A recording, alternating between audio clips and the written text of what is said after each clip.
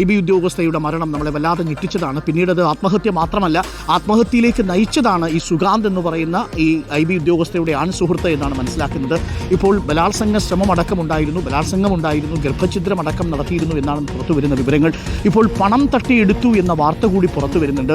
അങ്ങനെയാണെങ്കിൽ സുഗാന്തിന് കുരുക്ക് മുറുകുന്നു എന്ന് തന്നെയാണ് നമ്മൾ മനസ്സിലാക്കുന്നത്. സുഗാന്തും IB ഉദ്യോഗസ്ഥനാണ്, സഹപ്രവർത്തകയോടെയാണ് ഇത്ര ക്രൂരമായ ഒരു കാര്യം ചെയ്തത്. യഥാർത്ഥത്തിൽ വഞ്ചിക്കുകയായിരുന്നു എന്ന് തന്നെ നമുക്ക് പറയേണ്ടി വരും വാർത്ത ശരിയാണെങ്കിൽ. എന്തായാലും നമ്മളുടെ റിപ്പോർട്ടർ TV ആദ്യം മധുസൂദനൻ വന്ന് തത്സമയം നമ്മളോട് പറയുന്നത് ഈ കാര്യത്തിൽ കൂടുതൽ അന്വേഷണം വേണം എന്നുള്ളത്. എന്തായാലും ആ വിഷയത്തിൽ ഇപ്പോൾ കൂടുതൽ വെളിപ്പെടുത്തലുകൾ വരുന്നുണ്ട്. റിനു ശ്രീധർ ഉണ്ട് നമുക്കൊപ്പം. Rinu, good morning Rinu. ഈ IB ഉദ്യോഗസ്ഥയുടെ മരണത്തിൽ സുഗാന്തിനെതിരെ കൂടുതൽ തെളിവുകൾ ഉണ്ടായി വരികയാണ് അല്ലേ? ബലാത്സംഗം മാത്രമല്ല, ആത്മഹത്യാ പ്രേരണ മാത്രമല്ല, പണം തട്ടിയെടുത്തു, വഞ്ചനാക്കുറ്റമടക്കം ഒരുപക്ഷെ സുഗാന്തിലേക്ക് വന്നേക്കാം അല്ലേ? ഗുഡ് മോർണിംഗ് അരുൺകുമാർ സൂചിപ്പിച്ചതുപോലെ തന്നെ ആദ്യഘട്ടത്തിൽ ബലാത്സംഗവും അതുപോലെ തന്നെ തട്ടിക്കൊണ്ടുപോകൽ വകുപ്പുമാണ് ഈ IB ഉദ്യോഗസ്ഥരുടെ ആത്മഹത്യയുമായി ബന്ധപ്പെട്ടുകൊണ്ട് സുഹൃത്തായിട്ടുള്ള സുഗാന്തിനെതിരെ ചുമത്തിയതെങ്കിൽ ഇപ്പോൾ ഒരു വകുപ്പ് കൂടി അധികമായി ചുമത്തിയിരിക്കുന്നു. പണം തട്ടിയെടുത്തു എന്നുള്ള വകുപ്പാണ് ചുമത്തിയിട്ടുള്ളത്.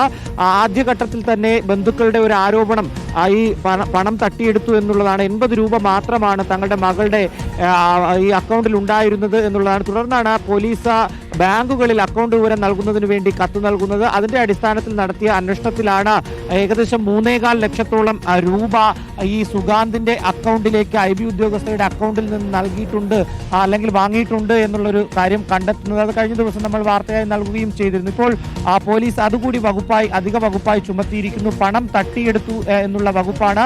ഓരോ ദിവസം കഴിയും തോറും ഓരോ തെളിവുകൾ സുഗാന്തിനെതിരെ പുറത്തേക്ക് വരുന്നു എന്നുള്ളതാണ്. കഴിഞ്ഞ ദിവസമാണ് വ്യാജ കല്യാണക്കത്തുൾപ്പെടെ, അതായത് വ്യാജ രേഖ ചമച്ചാണ് ഈ ഗർഭചിത്രം നടത്തുന്നതിന് വേണ്ടി തിരുവനന്തപുരത്തെ ഒരു സ്വകാര്യ ആശുപത്രിയിലേക്ക് കൊണ്ടുപോയതെന്നടക്കമുള്ള കാര്യം പുറത്തു വന്നിരുന്നു. ഒപ്പം ഈ IB ഉദ്യോഗസ്ഥയെ കൂടാതെ മറ്റ് 2 പെൺകുട്ടികളുമായും ഈ സുഗാന്തിന് ബന്ധമുണ്ട് എന്നടക്കമുള്ള കാര്യങ്ങളും അന്വേഷണ സംഘം കണ്ടെത്തിയിരുന്നു. കൂടുതൽ കുരുക്ക് ഓരോ ദിവസം കഴിയുന്തോറും സുഗാന്തിനെതിരെ കണ്ടെത്തുകയാണ് അല്ലെങ്കിൽ മുറുകുകയാണ് എന്ന് തന്നെ പറയേണ്ടി വരും. അപ്പോഴും സുഗാന്ത് ഇപ്പോൾ ഒളിവിലാണ് എന്നുള്ളതാണ്. നിലവിൽ മലപ്പുറത്തും കൊച്ചിയും കേന്ദ്രീകരിച്ചായിരുന്നു സുഗാന്തിന് വേണ്ടിയുള്ള അന്വേഷണമെങ്കിൽ മുൻകൂർ ജാമ്യാപേക്ഷ നൽകിയിട്ടുണ്ട്. അതിനുശേഷം ഒളിവിലെന്നാണ് പോലീസിന്റെ ഒരു നിഗമനം. നിലവിൽ സംസ്ഥാനത്തിന് പുറത്തേക്കും അന്വേഷണം വ്യാപിപ്പിച്ചിരിക്കുന്ന ഒരു സാഹചര്യമാണ് പേട്ട പോലീസിന്റെ ഭാഗത്തു നിന്നുണ്ടായിരിക്കുന്നത്. അരുൺകുമാർ,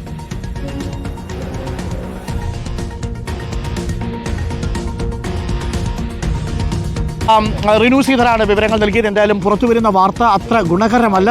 സുഗാന്തിനെ സംബന്ധിച്ചിടത്തോളം കുരുക്ക് മുറുകുന്നു എന്ന് തന്നെയാണ് നമ്മൾ മനസ്സിലാക്കുന്നത്.